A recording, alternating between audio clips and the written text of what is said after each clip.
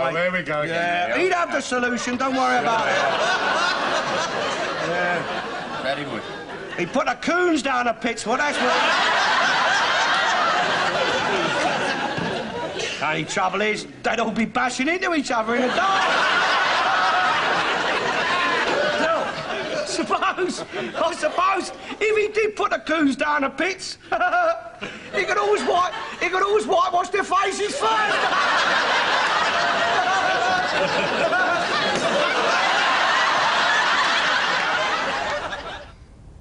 Enoch Powell was sacked from the Tory frontbench in 1968, but his controversial views had thrown open the issue of race. Now no politician could ignore the power of the race card.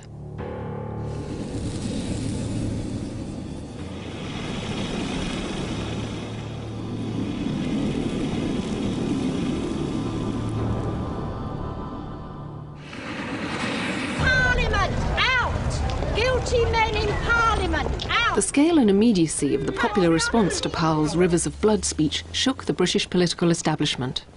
88% of Slough people say they support Enoch Powell. 88%. If you look at it from the point of view of history, Powell's speech was the seminal moment.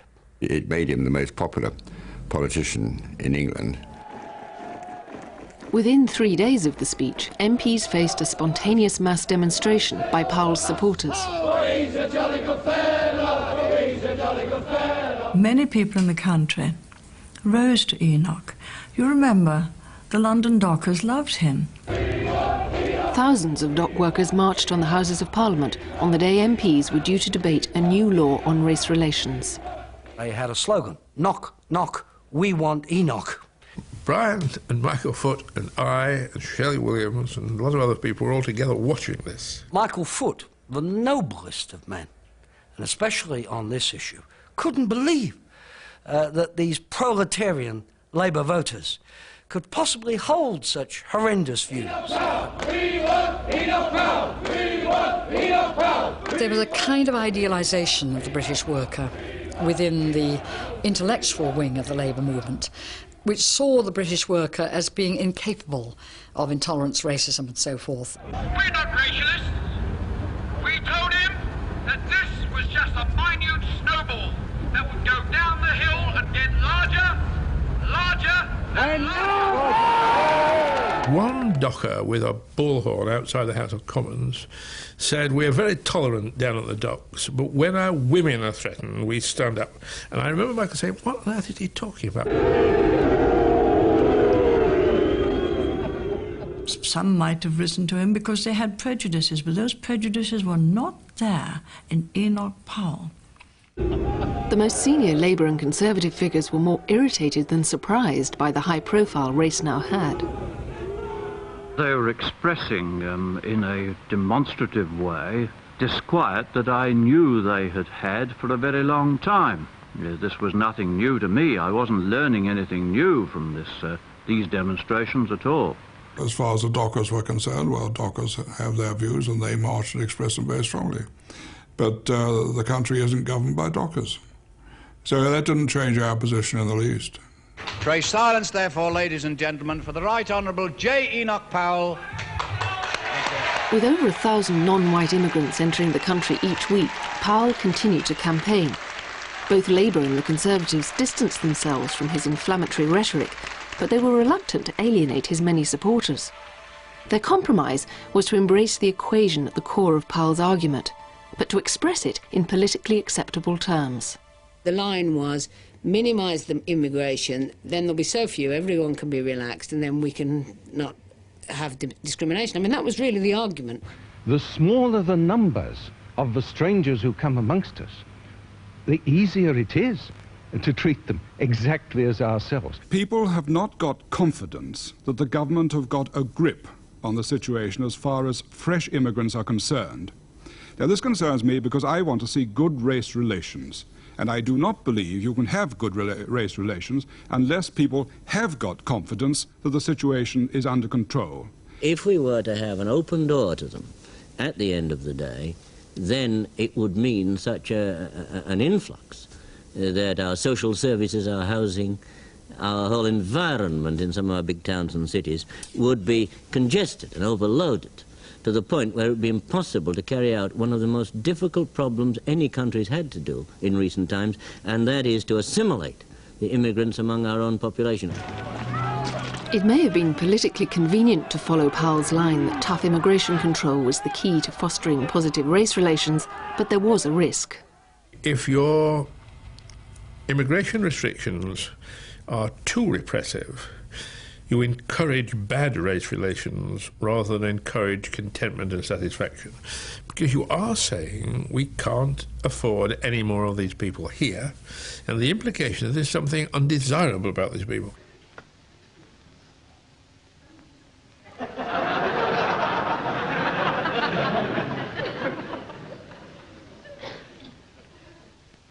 What's the coon doing here?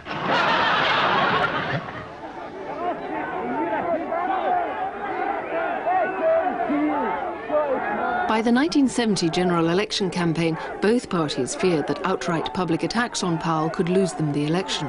But one member of Wilson's cabinet was unwilling to soft-pedal. The final proof of Powell's power is that Heath dare not attack him publicly, even when he says things that disgust decent Conservatives.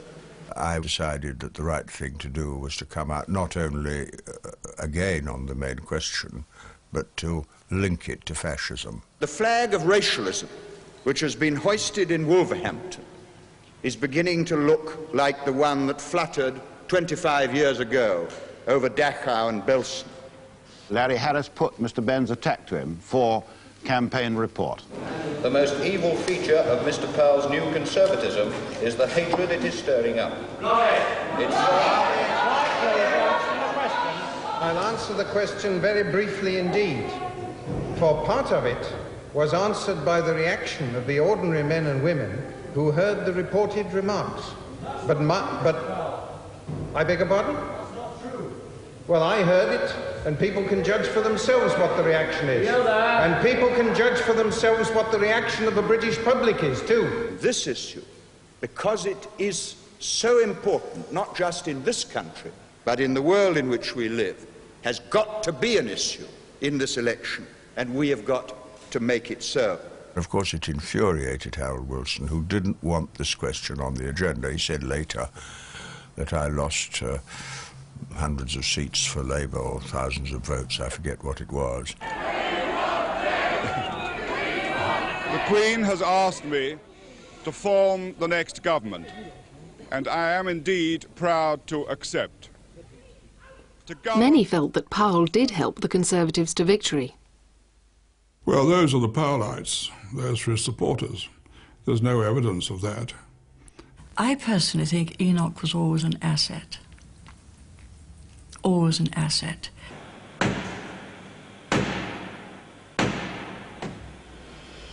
In government, the Conservatives were swift to introduce a new immigration law. Legislation will be introduced on Commonwealth immigration. It's a tough act. Here is Edward Heath taking a brave stand against building up racist feeling, xenophobic feeling, but also agreeing to and permitting the 1971 Act. The new law was designed to make good the Conservatives' tough promises and to put a lid on race as a political issue. It restricted the right to live in the UK to people whose parents or grandparents were British. Very few non-white Commonwealth citizens qualified.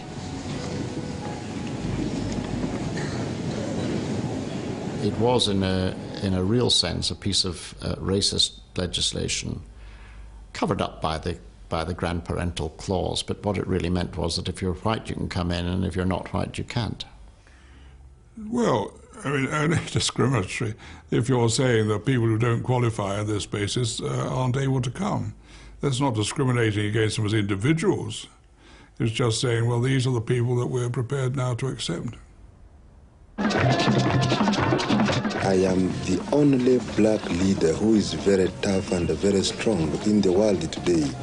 Events in Uganda soon put paid to the government's hopes that race could now be kept out of the political spotlight. The end of exploiters, and no one is going to exploit his brother. he was a splendid product of the King's African Rifles, and good boxer, good rugby player. On top of these accomplishments, Idi Amin had become president of Uganda after a military coup. He went around telling everybody that he had 3 best friends. One was the Queen, our Queen. One was Moshe Dayan, the Israeli Defense Minister. And the other was the British High Commissioner. So, I was in good company.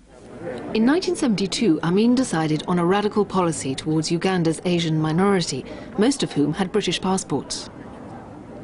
Last Friday, I announced the decision of my government to ask the British government to take over responsibility for the British citizens of Asian origin living in Uganda.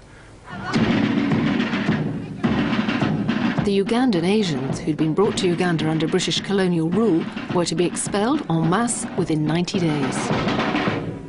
By order of the military government, the anti-Asian campaign swung into action last weekend. The Asians are unwanted. They have done more harm than good. The Africans were not given a chance. They were frustrated right from the very beginning. Oh, go down. I got letter. Do you feel threatened? Well, I do. Just in 90 days you cannot do anything. We had 90 days to leave, and you can imagine the panic. And in fact, I was 10 at the time, and it was just my parents just kind of, dumbstruck. What do you do? I mean, we weren't prepared for this, so there were no savings or anything like that. Richard Slater found he was no longer one of Amin's best friends. There were all his ministers standing in a row, and civil servants and soldiers and heaven knows who. But they all were too scared to throw me a kindly word or to appear to know me at all. So I was in the doghouse.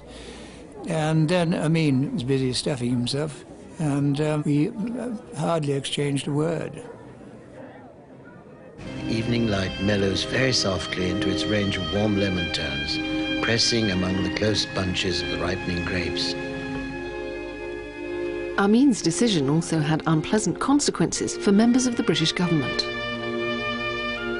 I was on holiday in Corfu, and one night we were having our evening meal looking out over the lovely moonlit sea and a little taverna. I remember having some very nice prawns and whitebait, when I got a message, would I speak to Mr. Heath, the Prime Minister, on the telephone? And his message was he was very sorry, we had got to come home, and he was sending a plane to collect me. I was playing cricket at Hurlingham, and we were playing the MCC, and we had a good chance of beating them. And I remember coming off the field and being handled by a rather grand flunky with a silver tray, handing it to me. It had a card on it saying, please ring Mr. Robert Carr immediately. So I had the temerity to say, well, actually, we've got the best chance of beating the MCC for the last 10 years, and I'm 50-odd not out. And I will, of course, get back. He said, well, get your priorities right. Beat the MCC and then come back and help me out with this particular problem. And I did. The far right fueled public hostility to the prospect of another wave of immigration. We've taken a petition down to the Robert Carr in the Home Office, and we're asking him to have some common sense about this. We have 1 million unemployed. We can't squeeze up anymore. I was in the Home Office and sent down to the Immigration Department to help cope with just the masses of parliamentary questions and ministerial correspondence and correspondence from the public. We got, during the Ugandan Asian crisis, massive, nasty, vile, racist postbag. At first, ministers seemed reluctant to displease the opponents of immigration. I can remember the then minister having himself on the TV. The government's first priority has been, as a matter of great urgency, to get in touch with over 20 governments all over the world who might assist. Promising them that they wouldn't all come there. They'd arranged for Canada to take some from them and everything, as if they were some sort of, frightful disease. I'm sure that new homes can be found for many of these Asians throughout the world, I think this whole business of saying that other countries were going to help us by taking some of them was very, very bad in the public relations point of view. These rumours were there that, you know, Britain's not interested in taking us, and India said categorically it didn't want to know because it didn't see us as Indians, that we were British, and so there was a real problem and a real panic. Less than half of the Ugandan Asians were offered homes by other countries. The government finally took the decision to admit the remainder, nearly 30,000 people. Just to show that you are a resident of UK. At the height of the crisis, the decision was debated at the Conservative conference in Blackpool. Enoch Powell came to the conference and moved a motion effectively condemning the government for its policies. When the East African countries became independent, there was no suggestion, let alone undertaking, in Parliament or outside, that those inhabitants who remained citizens of the United Kingdom and colonies would have right of entry into this country. All the great party managers would be, I knew what they'd be up to, they'd be trying to suggest to the leader of the party that we should have a fudge. When I talked to Ted, he said, of course we're taking it on, we'll go in and bat, and we did. I must make clear that I utterly reject Mr. Powell's criticisms of our policies and intentions.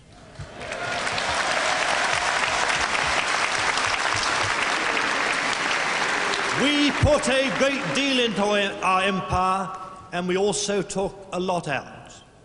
We have our imperial heritage and our obligations, and to those we will stick.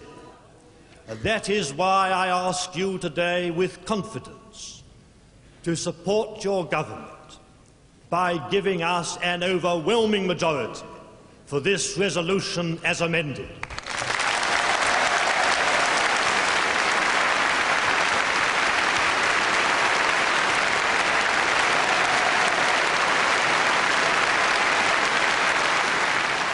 I didn't know I could shout as well as that. But however, it was quite a dramatic debate, which we won by a very substantial majority. I think Robert Carr is a remarkable man. He's been underestimated. It took a lot of courage to do what he did.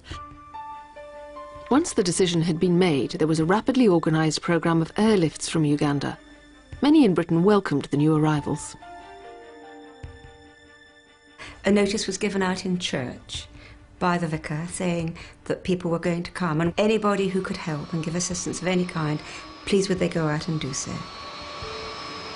And then landed at Stansted. And I'll tell you something, I have never been so cold in my life.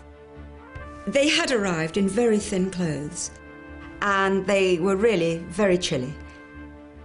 You knew it was going to be cold, and you'd read about snow and things like that, but this was cold, and this is October, this is early October. What a lovely baby, is it a boy or a girl? A girl. Oh, look at that. It was a wonderful opportunity to get a bit of space in my wardrobe and feel that it was going to help somebody. I just went home and got coats and jackets and things of that nature and took them out. I remember being ushered into this building, or I guess the terminal building, and it was like Aladdin's cave, full of clothes. Unless do you want someone to clothes, you might want someone to clothes. We'd better go to the clothing place next, I think. Oh, it was wonderful. You just had layers on layer after layer after layer, and it was great. I remember that. And, you know, having a great big coat on at the end of it all, so you got 10 layers and a great big coat on top, and you felt like a king. One young couple in South London opened their doors to a family of Ugandan Asians. We lived in Lambeth with a young family, and we passionately believed in good community relations at a time when it was far from easy. My father very kindly gave up the spare room he had in our house. He was a civil servant working in Whitehall and was content to be displaced. I think so. Eleanor Roosevelt's great phrase that it's better to light a candle than curse the darkness. If you care about things, do something. But this sort of welcome was rare. Though the political establishment had stood up to the far right, the episode had revived public hostility towards immigrants. Tensions were most acute in areas like Leicester, where many of them had settled. They're coming over thick and fast now, and I'd like to think that they're going to put a halt to it shortly. Well, I think it's about time the government took over its responsibilities and sent these people back to their country of origin. I think our friend Enoch's got the right idea there, and the National Front. The attempt to sideline race as a political issue had failed. To the horror of the main parties, the National Front grew rapidly and became a highly visible political force. And what are the leaders of Britain doing today? They've opened the floodgates of our country to an invasion even more foreign than that might have threatened us in 1914 or 1940.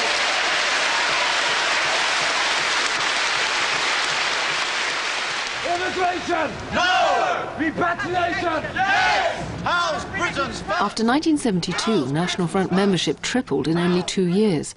By the mid-1970s, far-right candidates were winning up to a third of the vote in some local elections. It was a kind of poison that surrounded us. It affected everybody. Everybody felt you had to kind of almost be on one side or the other, and there were kind of, as people got drunk in pubs at night, you know, these arguments would come to the fore and get quite nasty. That was the time of the National Front having all these provocative marches. Up your arse, that's where it is. Get back to Moscow. We'll probably move it up the pole a little bit when we come to walk, but that's about it. So the flag won't be too long, and I'll have it behind me a bit, I expect. And that grips quite well with the elastic bands now. We're gonna send the flags back. We're gonna send the flags back. What a lovely day we're going to have. What a lovely day with our racialistic slogans. The BNP used to come to my meetings and try to break them up and shout me down and all the rest of it, and presented a fairly kind of intimidating face. And then they announced they were going to hold a march, which of course was going to be through the very middle of the immigrant settlement in Hitchin. We decided to invite the people of goodwill to simply line the route of the march with their backs turned to the march. It was marvellous because the impact was simply deadened all the way through, yet the immigrant community knew that they had English people who were willing to associate and identify with them. The far right sought to capitalise on specific local tensions. We were fostering for Westminster, Haringey and Hertfordshire, and many more black children were in care than white, so we were getting about 70% of black children. These are the two you've got. Yes. Ah, darling. Oh, yes, they're lovely. But they have their moments. You know, you're going to get some right funny looks when you take them through the town, because you're not a match for colour, are you? Mr. Tatlock, mind you, he could be right. You know some folk. I think I'm quite capable of dealing with that. Yeah, but you haven't tried it yet, have you? Having been here a few months and had a few coloured children in, I had one coloured child who went to play out on his bike in the road because the garden wasn't paved. And then that's when we had an objectionable phone call from a neighbour saying, if you don't want your foster child killed, you better bring him in. And then she got up a petition around the neighbours saying that the house properties would drop if we had coloured people in the road. The Watsons also received hate mail. Don't take these kids in, because you will have to see us. These kids have been sent here for one thing, to take our jobs over. We, the white people, say halt before it is too late, albeit on your own head. You are being watched. Then the National Front saw it in the local paper, and so they put a leaflet round all the neighbours, invited them to a public meeting against the Watsons having a coloured ghetto in Oakroyd Avenue.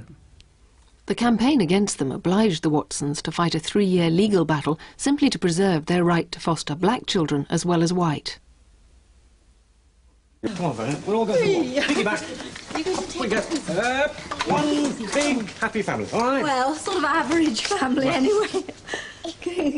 Meanwhile, the political pressure for change was growing, fuelled by less overt but more widespread discrimination. I rang up about a job, secretarial work. The woman was... We had a good conversation. We started talking about life in general. She said, come along, come along. I went there. I spoke to her secretary as soon as I got in. I went into the office. She She said, who are you? I said, I was just speaking to you on the phone half an hour But you didn't sound like a wog on the telephone, No. presumably. Yeah. She looked at me and she said, I'm very sorry. The job is gone. Labour's incoming Home Secretary was Roy Jenkins, who'd made some progress on race relations in his previous spell in the job. Jenkins travelled to the United States to learn from the American experience of trying to tackle problems faced by minorities through legislation. He was accompanied by the man he'd picked to draft a new law.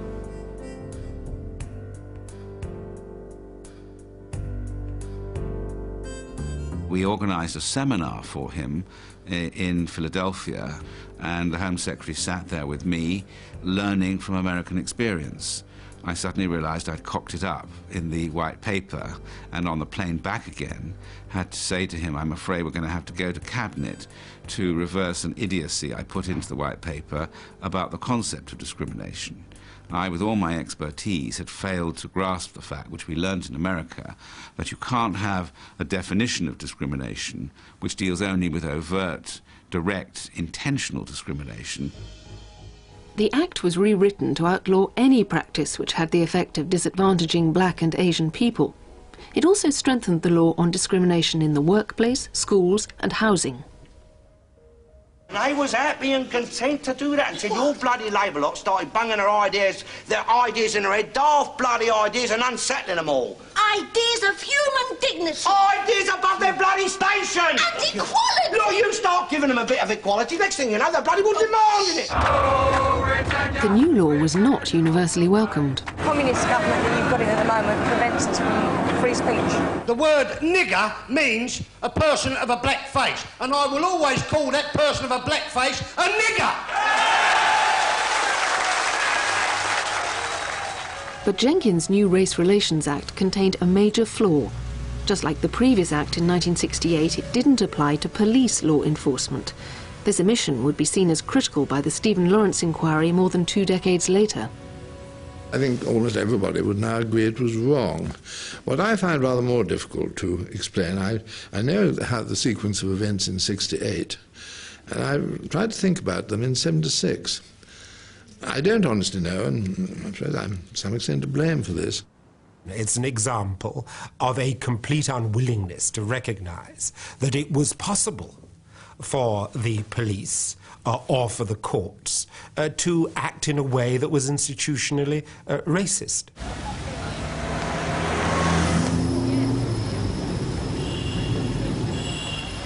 The Labour government dragged its feet on the piece of legislation that led most frequently to accusations of police racism. That is Section 4 of the 1824 Vagrancy and Street Offences Act, more commonly known as loitering with intent or simply sus. I was walking out of British Home Stores. When I came out, there's a guy waiting outside the door, and he says, "Come over here, you." I just said I was just doing some shopping, but I didn't see anything I liked. So he asked me where I was working. I told him I was working in Regent Street.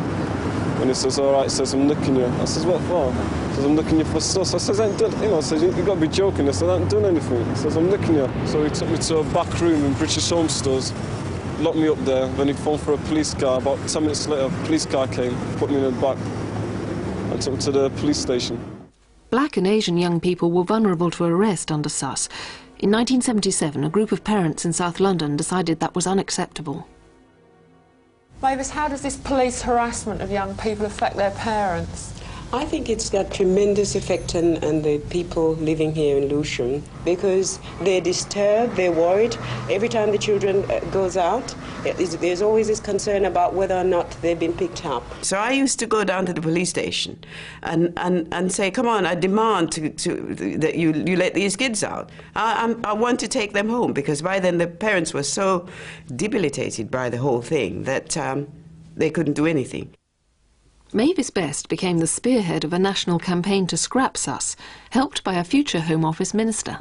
I think the Act and the sense that they are being persecuted and picked on has very much embittered relationships between the police and young blacks. The great strength of the Scrap Sus campaign was that it came from the grassroots experience of a group of black women in Lewisham and came in time to embrace black people, white people, churches, political parties, all united in the belief that this was a law that had to change. We went to see Merlin Reeves and to discuss what the Labour Party could do.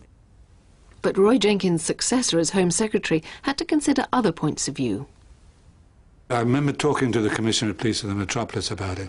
Now, you didn't have great formal meetings, but we used to meet once a month and over a cup of coffee in the evening and chat about things. Is society really saying that if we know that there's a man at that corner who has a murderous weapon in his pocket and he may use it, that we shouldn't have the right to search him before he probably commits a murder? David McNee felt strongly that without the power to stop and search, his men wouldn't be able to do their job properly. That was the assumption that I came away with, that he wasn't certain that the British people were ready for the Labour to take on issues like that. The Home Office consistently, under both Labour and Conservative Home Secretaries, refused to accept that the Sus law was either inherently discriminatory or being used in a discriminatory way. It took the newly created Select Committee of backbench MPs to bring about change.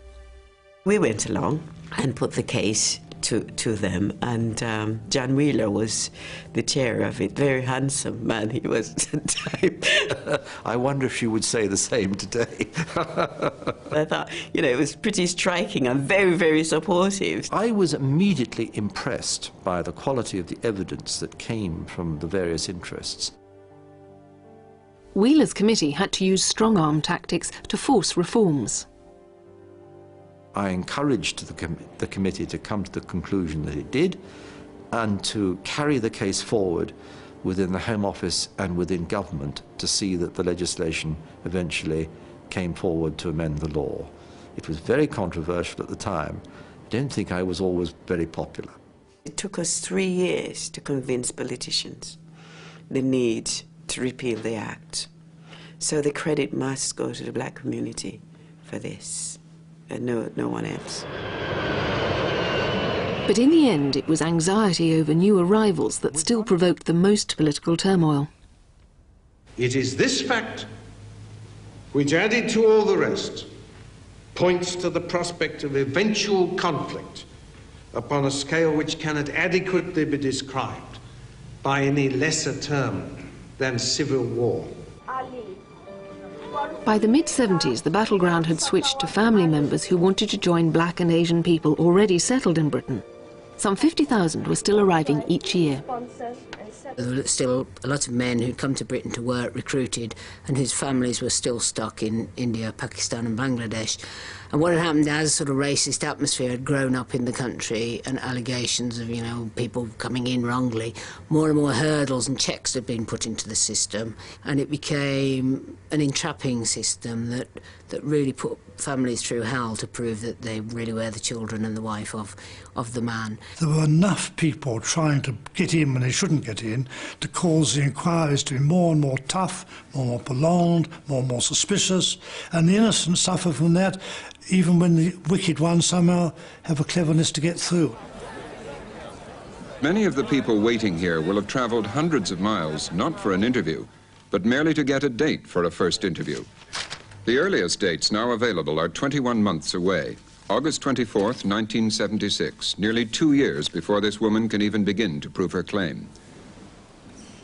But getting an interview was only the first hurdle.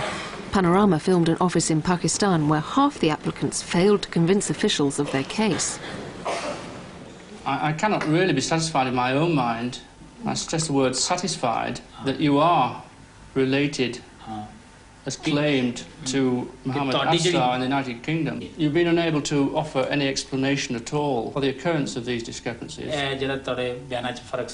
And I'm obliged, therefore, to refuse your applications to join Mohammed Afsar in the United Kingdom.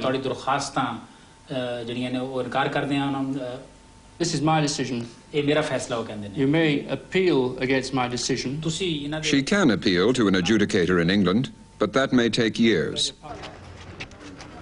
The minister in charge of immigration under Roy Jenkins was uneasy about the way the system operated. Alex Lyon is the Home Office Minister in charge of all immigration policy. Mr. Lyon, are you satisfied yourself with the procedures that we've seen in this film? No, I'm not. I've never been satisfied with it since I took over in March. Is it at all necessary for most of these apparently bona fide cases to go through all this? We have to distinguish between that which is necessary to put off the evader and that which simply deters the bona fide applicant. These people have a legal right to come, and there are a limited number of them. I have no hesitation in saying that the sooner that they can come, the better for everybody concerned. Alex Lyon, who died in 1993, used his ministerial powers to help applicants he thought genuine to beat the system. He was assisted at the Home Office by his future wife. We had to work very long hours to get all these cases processed. We used to have piles and piles of files, massive, massive caseload. And he used to go through them one by one and use his discretion to overrule the advice of the department to get families reunified. What he liked to do was to have a little bit of freedom of manoeuvre on his own, to be helpful. Helpful is not the right word, to give people what they wanted at his discretion. I used to get my assistant private secretary to put them into piles of no and yes, because the yes ones he could sign without looking at them, so he had enough time to crawl through the other ones to sort of overturn. He liked to be able to say yes, because he'd like to be nice to people, which not always possible. They can't always have what they want. In life, I must say, if I can be a bit sort of philosophical. It made a lot of difference to a lot of families. I still meet people around Britain on railway stations and things who say, I remember your former husband, he was the one who let our family be together again. Alex Lyon was sacked after only 2 years in the job. He was quite clumsy about the way that he went about pursuing his aims inside the Home Office. He greatly offended many officials, though not his private secretary, Claire Short.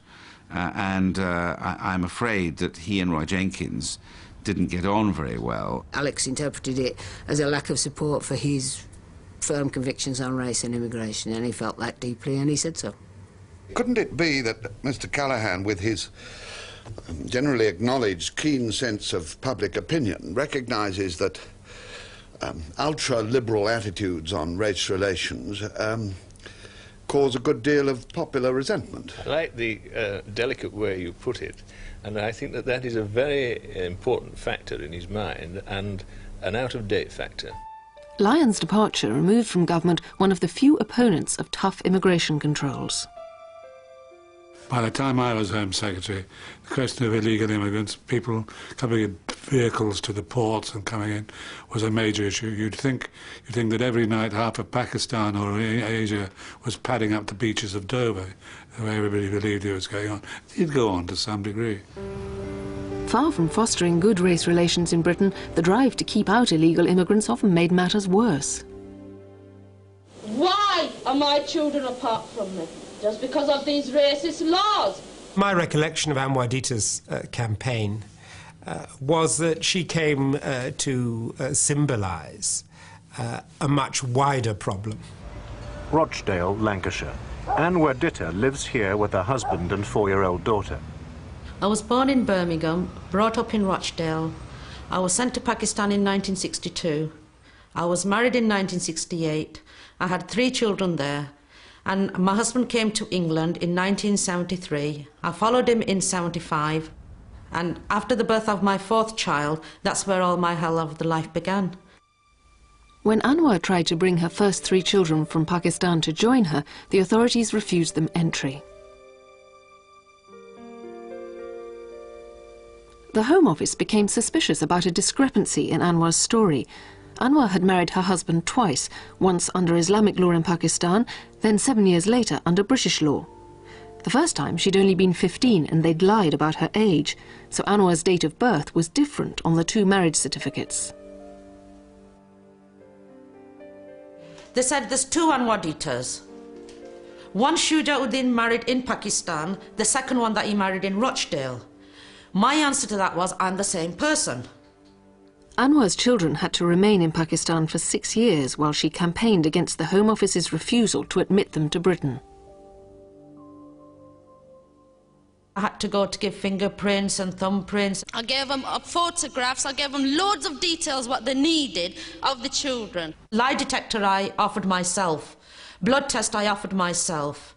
I even offered the Home Office that I'll pay for the investigation for somebody to go from the Home Office. All these things weren't accepted. They are cruel and they're bloody liars, the Home Office. That's what I think of the Home Office. The more they, said no, the more determined I was to prove that, I'm not a liar. It's the government that is lying. I'm going to fight till the last breath in my body.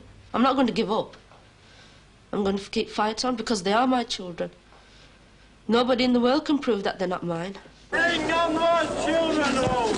National immigration control! Bring our children home! So the last resort was going for internal medical examination to prove that I gave birth to more than one child.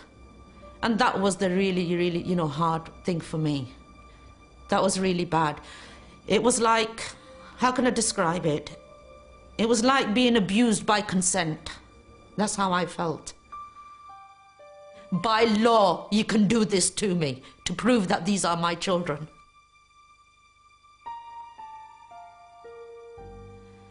And I can never forget that, never.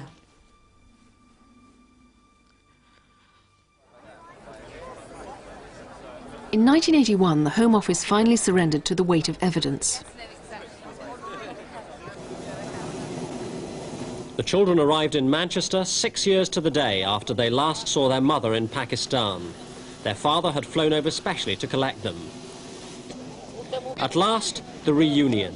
Mrs. Dita wept, the children were dazed, and they hardly remembered the mother who'd fought the Home Office for 6 years to bring them to England.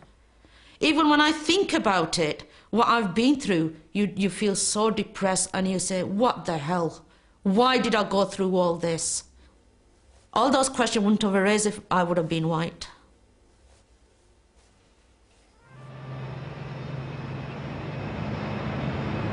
The pressure to check the numbers entering Britain at Heathrow filtered down to immigration officers. I was once told if I wasn't too sure about how to interpret the rules or I felt unhappy about it, perhaps I should interpret them as this particular chief immigration officer had done, which was to say, well, did I want the particular person standing in front of me, living next to me in 10 years' time? One test became notorious.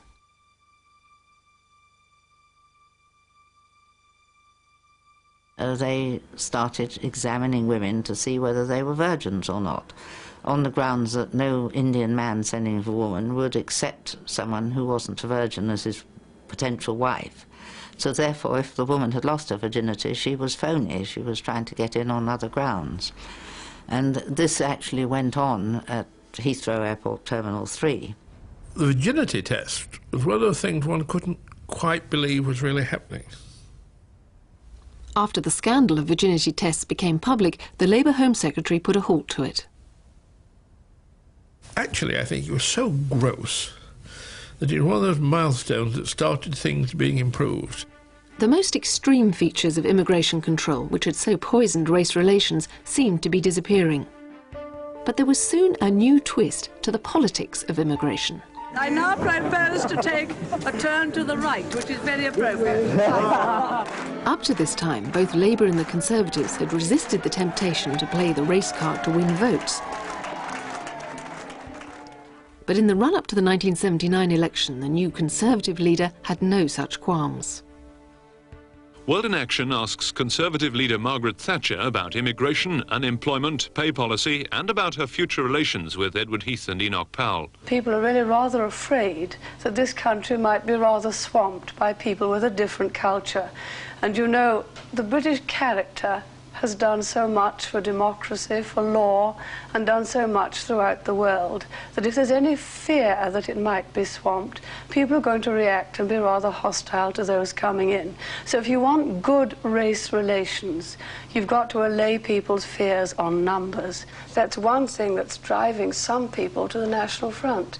They don't agree with the objectives of the National Front, but they say that at least they're talking about some of the problems. Now, we, the big political parties, if we don't want people to go to extremes, and I don't, we ourselves must talk about this problem, and we must show that we're prepared to deal with it. Mrs. Thatcher's comments immediately polarised opinion. I think Mrs. Thatcher's remarks are very much racist. I think she's perfectly right. And are you? She is talking racialist language, and she is making the National Front more respectable in the eyes of the British people. I normally disagree with everything that Mrs. Thatcher says, but I think this time for a change it does make a bit of sense. The Shadow Home Secretary appeared to be firmly behind her. Don't you think perhaps that the use of the word swamped was a little emotive? The fears are there, and she was saying what those fears were, and she's right. They are there.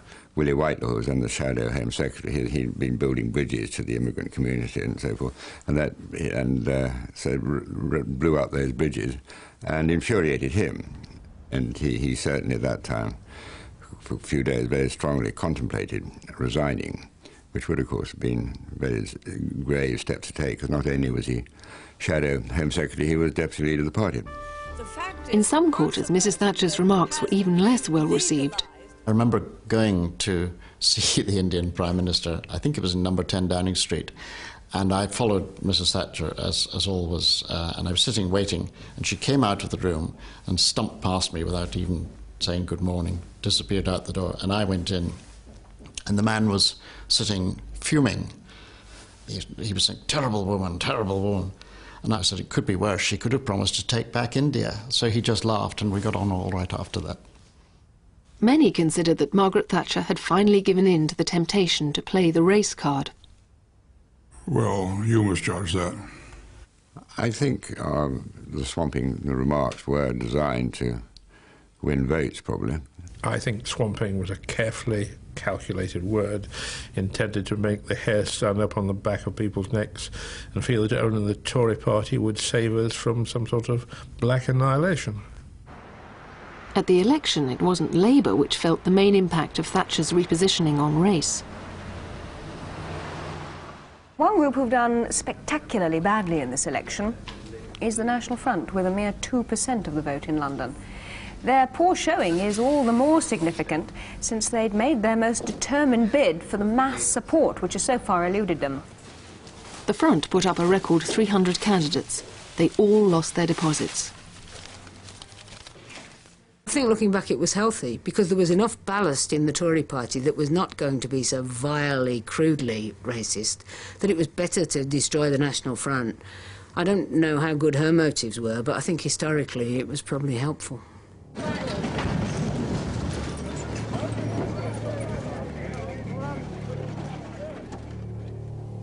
The acceptance of tough immigration policies had successfully contained the challenge of Enoch Powell and the far right, but it didn't lead to better race relations. 2 years after Margaret Thatcher took power, the frustration of black and Asian Britons erupted into violence.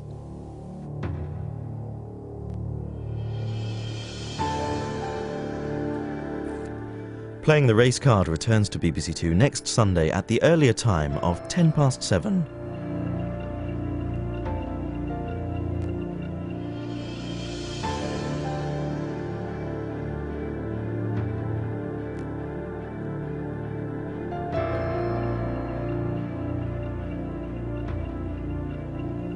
Our housing, our whole environment in some of our big towns and cities would be congested and overloaded to the point where it would be impossible to carry out one of the most difficult problems any country's had to do in recent times, and that is to assimilate the immigrants among our own population. It may have been politically convenient to follow Powell's line that tough immigration control was the key to fostering positive race relations, but there was a risk. If your immigration restrictions are too repressive. You encourage bad race relations rather than encourage contentment and satisfaction. Because you are saying we can't afford any more of these people here, and the implication is there's something undesirable about these people.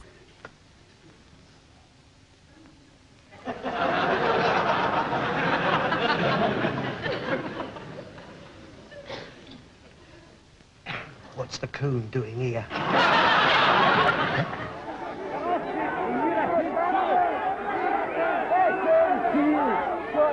By the 1970 general election campaign, both parties feared that outright public attacks on Powell could lose them the election. But one member of Wilson's cabinet was unwilling to soft-pedal. The final proof of Powell's power is that Heath dare not attack him publicly, even when he says things that disgust decent Conservatives. I decided that the right thing to do was to come out not only again on the main question, but to link it to fascism. The flag of racialism, which has been hoisted in Wolverhampton, is beginning to look like the one that fluttered 25 years ago over Dachau and Belsen. Larry Harris put Mr. Benn's attack to him for campaign report. The most evil feature of Mr. Powell's new conservatism is the hatred it is stirring up. I'll answer the question very briefly indeed, for part of it was answered by the reaction of the ordinary men and women who heard the reported remarks. But I beg your pardon?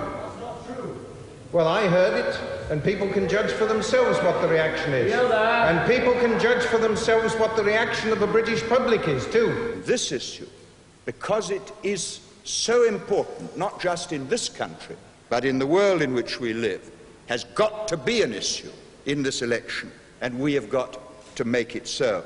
Of course, it infuriated Harold Wilson, who didn't want this question on the agenda. He said later that I lost hundreds of seats for Labour, or thousands of votes, I forget what it was.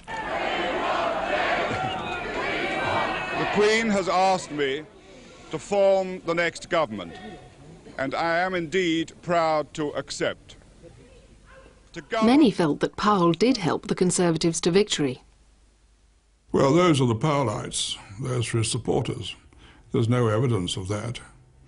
I personally think Enoch was always an asset. Expressing in a demonstrative way disquiet that I knew they had had for a very long time. This was nothing new to me. I wasn't learning anything new from these demonstrations at all.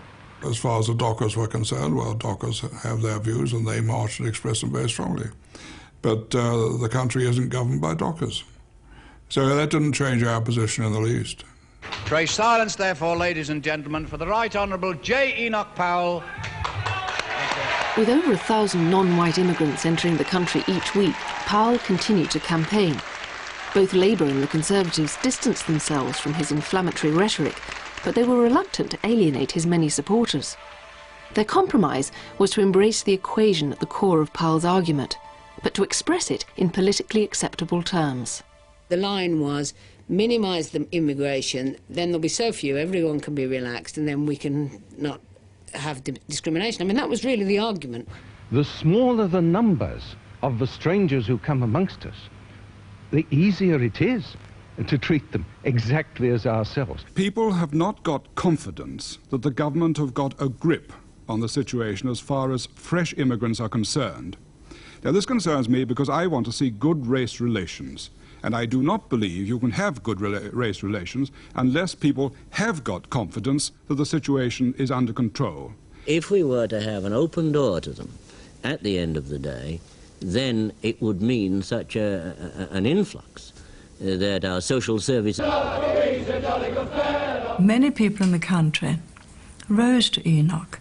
You remember, the London dockers loved him. Thousands of dock workers marched on the Houses of Parliament on the day MPs were due to debate a new law on race relations. They had a slogan, knock, knock, we want Enoch. Brian and Michael Foot and I and Shelley Williams and a lot of other people were all together watching this. Michael Foot, the noblest of men, and especially on this issue, couldn't believe that these proletarian Labour voters could possibly hold such horrendous views. There was a kind of idealisation of the British worker within the intellectual wing of the Labour movement, which saw the British worker as being incapable of intolerance, racism and so forth. We're not racialists. We told him that this was just a minute snowball that would go down the hill and get larger, larger and larger. One docker with a bullhorn outside the House of Commons said, "We're very tolerant down at the docks, but when our women are threatened, we stand up." And I remember Michael saying, "What on earth is he talking about?" Some might have risen to him because they had prejudices, but those prejudices were not there in Enoch Powell. The most senior Labour and Conservative figures were more irritated than surprised by the high-profile race now had. Oh, there we go. Yeah, he'd have the solution, don't worry about it. Yeah. Very good. He put the coons down the pits, well, that's what... Only trouble is, they'd all be bashing into each other in the dark. I suppose, if he did put the coons down the pits, he could always whitewash their faces first.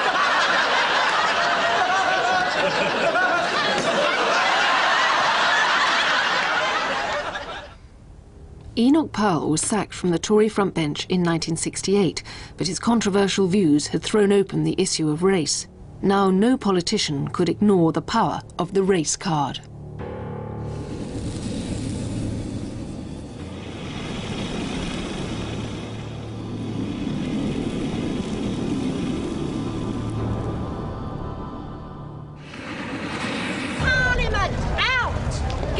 Men in Parliament, out! The scale and immediacy of the popular response to Powell's Rivers of Blood speech shook the British political establishment.